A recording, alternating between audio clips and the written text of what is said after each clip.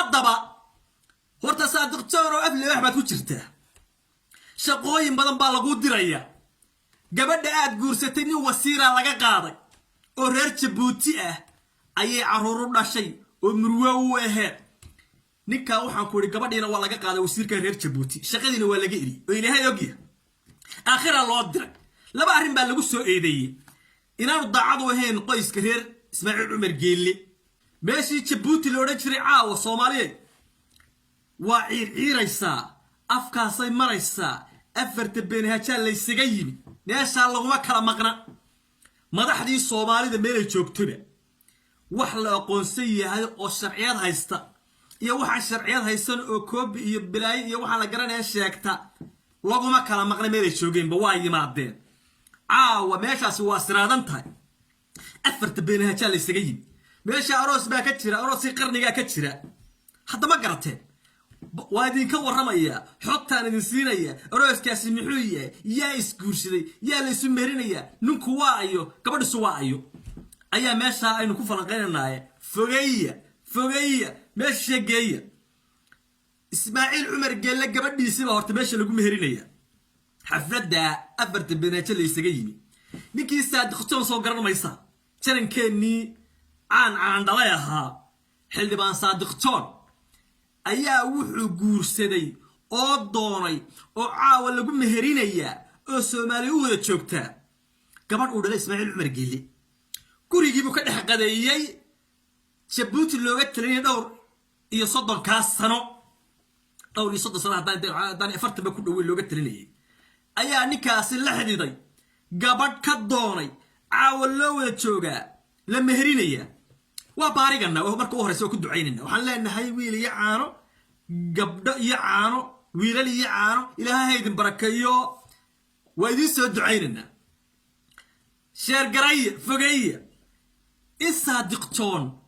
la xidido Ismaaciil Cumar Geelle wada garanayno madaxweynaha aan dhicin ee Jabuuti xagu deer u jeediya adugyada galbeedda qof soo baxday Jabuuti iyo yadan aabo wuxuu ka qoran ka soo baxday Jabuuti maya waxay ka soo baxdaa koonfur aabo waarinta Jabuuti ka soo baxday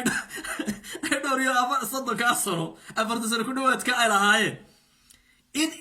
Saadiq John oo wiil dhalinyaro ah oo dhawaan ciidamada galay oo dhawaan janarada qaatay oo dhawaan xildhibaannimada noqday uu madaxweynihii Jabuuti la xidido oo uu Ismaaciil Cumar Geelle saddex u noqdo oo qadra Maxamuud Xayd laga qayriyay ay saddex u noqoto horta wax sahlan ma aha Soomaali wax sahlan oo wax garanayay waxaynu naqaanay iyo aroosadaynu naqaanay istontonkii iyo ismehersigeenu naqaanay isla aqal galkeenu naqaanay ma meesha waxa ku jira waxa inaga weyn waxaasan sheegaya oo sharaxaya fogeeya horta ninka la yiraahdo Saadiq John waxa Jabuuti baray madaxweynaheenii hore Maxamed Cabdullaahi Farmaajo markii uu janarada iyo waxa ku taxayay heerku doona gaarsiinayay ayuu Farmaajo wakiisay inuu Jabuuti wixii uga baahdo oo ciidamada ah oo qalab ah oo sanad ah inuu magaraasay ka soo qaado waxa la isbaray ninka sirdoonka haysta oo in Ismaaciil Cumar Geelle oo madaxweynuhu dhalay oo sirdoonka Jabuuti haysta iyaba la isku xiray Saadiq John oo arrimaha Soomaaliya iyo Jabuuti ee militariga ah sanadaha ah hubka wixii loo baahan yahay ka wada shaqeynayay oo ay ka wada shaqeynayeen Saadiq John halkaas isku barteen arrimaha wixii aynu hub uga baahanahay maadaama cuno halka la inagu dhaway caalamka halka inagu dhigay oo hubkii baan la inaga saaray la inaga xayiro oo cunaqabatay inaga saaran tahay oo la inoo tashaday dawladahaas aynu hadda wax ka soo qaadanayo si suuq madow aynu uga soo qaadanaa waxaasaynu dalkeenu ku difaacana waxaasaynu qowriis ka dhicina waxaas wax lagu farsamaya Saadiq John halkaas reer Jabuuti ka galay halkaas uu horta guriga Ismaaciil Cumar Geelle ka galay maadaama ay wiilkii Ismaaciil Cumar Geelle surdoonka Jabuuti haysta iyo Saadiq isbarteen Ismaaciil wiilka Ismaaciil Cumar Geelle dhalay surdoonka haysta ayaa Saadiq xayay ilaa iyo gurigoodii daaqilkoodii ayuu u dhaadhiciyay Saadiq halka chance buu ka helo gabadh daasu magaraasayay xiriir la samaystay sidaas horta ay labadaas qof isku barteen reerkaas isku bartay marwada iyo saygeedii isku barteen oo caawa loo jooga hadda ma garateen hadda arrinta ma fahanteen marka waxbaa haddaba Jabuuti meesha dan ayay ka aragtay Saadiq John ka aragtay inay la xididaan in guriga nin walba guriga dibada xawaareed heer Ismaaciil Cumar iskama galo guriga qatreen Maxamuud Xayd ninka iskama galo Ismaaciil Cumar gal gurigiisa nin walba iskama galo habdhiisa nin walba iskama sheekaysto hadda ma garateen nin dan laga leeyahay oo dan Jabuuti laga leeyahay oo dan heer Ismaaciil Cumar gal iyo madaxda iyo wax weeyaan reerka dalka u taliya ay leeyihiin baa gala horta la iskama galo Ismaaciil Cumar Geelle dawladda Jabuuti iyo guriga looga arrimiyaa Saadiq John waxay u arkeen nin ay aad ugu baahan yihiin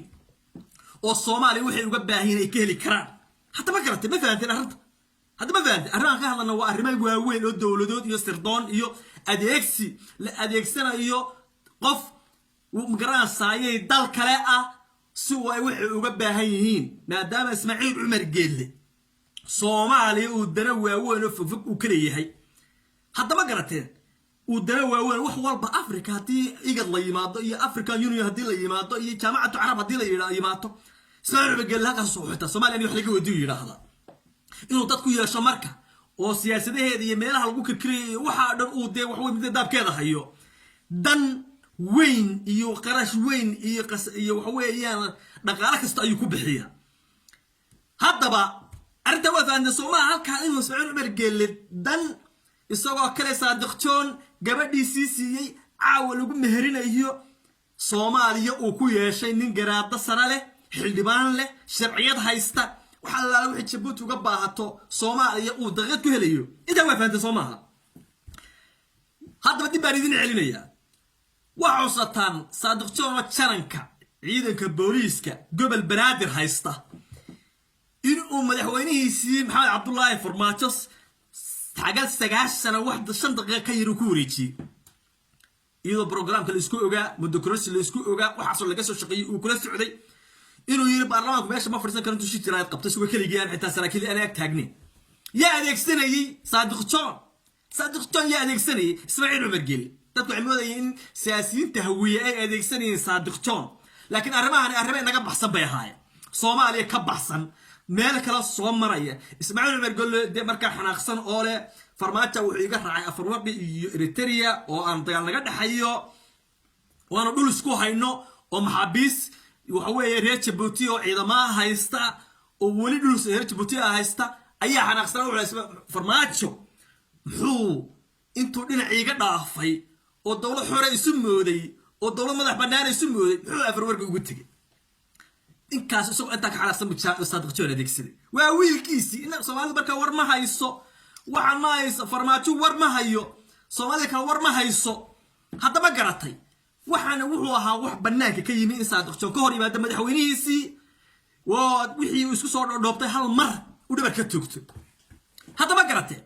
arrimo sida way weynada fahantaa haddaba horta Saadiq John oo afle wax baad ku jirtaa shaqooyin badan baa lagu diraya gabadha aad guursatay nin wasiira laga qaaday oo reer Jabuuti ah ayay caruur u dhashay oo murwe u ahayd ninka waxaan ku iri gabadhiina waa laga qaaday wasiirka reer Jabuuti shaqadiina waa laga iri oo Ilaahay ogiya aakhira loo diray laba arrin baa lagu soo eedeeyay inaanu daacad u ahayn qoyska reer Ismaaciil Cumar Geelle reer Qasar Maxamed Xayd inaanu daacad u ahayn baa lagu soo eedeeyay wasiirka gabadha hadda uu guursay Saadiq John guursaday qabay ee caruurta ay u dhashay waxa kale lagu soo eedeeyay guriga laftiisa dacwo ka timi xitaa isagoo lagu soo eedeeyay labada dacwo oo midna gabadhu ka soo gudbisay midna waxa weey reer Ismaaciil u qabeen ayaa ninka xaaskiina uu ku waayay oo laga qaaday gabadha waxa weey wasiirnimadiina laga qaaday Saadiq John shaqo adag baa lagu dirayaa habad gadir baa ka dhashay iyo laandeerana iyo dhishikayaal baa ka yaala iyo waxa weeyaan dhuusamareeb ma qosasho iyo cadaada ma waxa weeyaan ma naxdo iyo wallahi waan u shaqeeyay bilaayatullaahi shaqa adag u diyaar garow Saadiq John shaqooyin adag baa lagu soo lagu dirayaa te diyaar garow wariyaan wax ma idin sheega habad gadirey ninka ka warhaya la taliya wixii loo diray si fiican ha u qabto qodobkaasina waa qodobka Xasan Sheekh Maxamuudow Ismaaciil Cumar Geelle hadda isku taagtid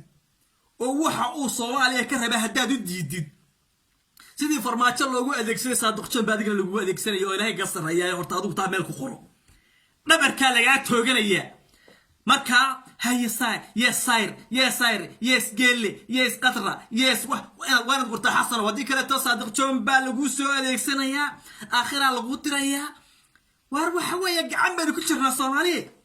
اسماعيل عمر قلي اي وحي وديده حطينا كورن ماتنو اخرها لينو دادعينيا wiilasheenna leeno adeegsanaya gabdha lagu daraya waxaan ku iri akhra leeno dhaadhicinaya mid ka wana ku tala gashan hadda ma garateen dawaaniga ka warramay hadda ma garateen arooska meesha ka jira siyaasada laga leeyahay waxaan arrimo sirdoon tahay aroos sirdoon yahay magaraasayay danaha Djibouti ay ka leedahay Soomaaliya meel yaro sahlan oo way loo soo maro fariheedii in la helay دارنتا سهل ولا صعود وارفقية وراس كاد مودين معها وأدعينا راس وراس مضحيد وراس نجوا وين والدولة ده نهيد راس العجاء يكون بحنايات هذا ما قرأت تفقية. السلام عليكم ورحمة الله وبركاته.